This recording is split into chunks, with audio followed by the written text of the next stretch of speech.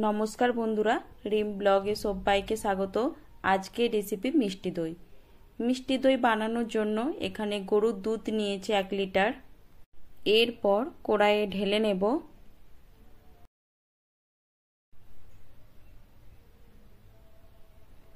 আর দইয়ের বীজ নিয়েছি 2 চামচ।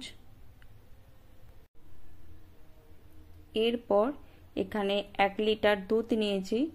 দুধটাকে ফুটিয়ে অর্ধেক করে নেব। আর গ্যাসের ফ্লেমটা মিডিয়ামে রাখতে হবে। আর অনবরত নাড়তে হবে যাতে দুধের উপর সর না পড়ে।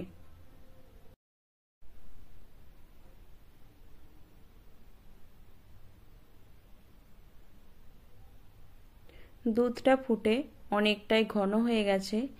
এরপর দিয়ে দেব 100 গ্রাম চিনি। চিনি দিয়ে আরও 2 মিনিট ফুটিয়ে নেব। চিনি দিয়ে আরও 2 মিনিট ফুটিয়ে নিয়েছি। এরপর একটা অন্য পাত্রে ঢেলে নেব। অন্যদিকে একটা কড়াই নিয়েছি, চিনির ক্যারামেল বানিয়ে নেব।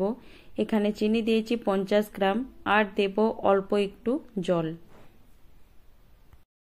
চিনিটা অনবরত নাড়তে হবে।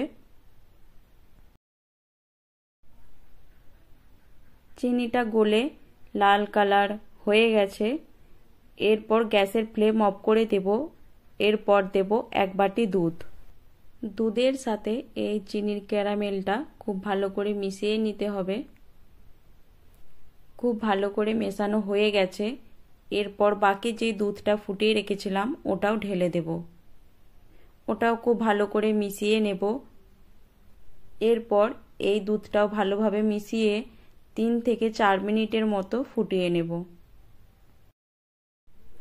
দুধটা খুব ভালো মতো ফুটে গেছে। এরপর নামিয়ে নেব।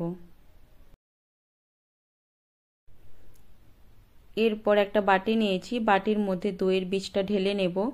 দিয়ে ভালো করে ফেটিয়ে নিতে হবে। দইয়ের বীজটা ভালো করে ফেটিয়ে নিয়েছি। এরপর ঘন করা দুধে হালকা গরম থাকায় ফেটানো দইয়ের বীজটা দিয়ে দেব। এরপর দুধের সাথে খুব ভালো করে ফেটিয়ে নেব।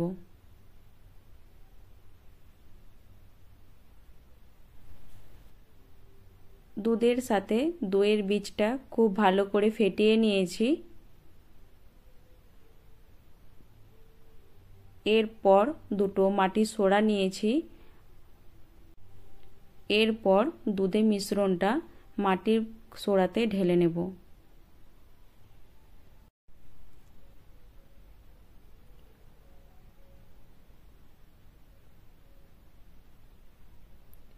ঢেলে নিয়েছি।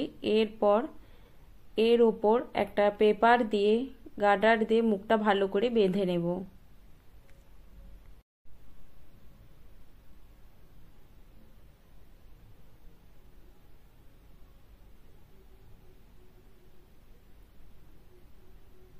এইভাবে আরও একটা পেপার দিয়ে মুখটা বেঁধে নেব।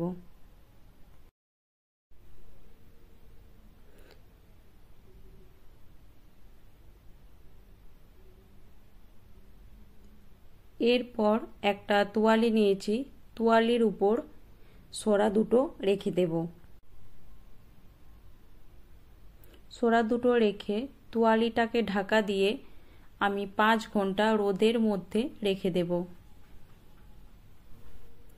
5 ঘন্টা পর ঢাকা খুলে নেব।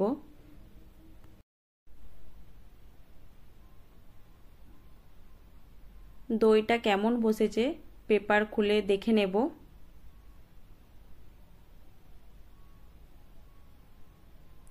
দইটা খুব ভালো মতো বসে গেছে। এরপর এটা 2 ঘন্টা ফ্রিজে রেখে দেব।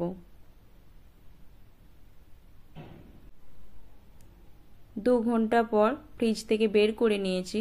এরপর এটা কেটে দেখিয়ে দেব।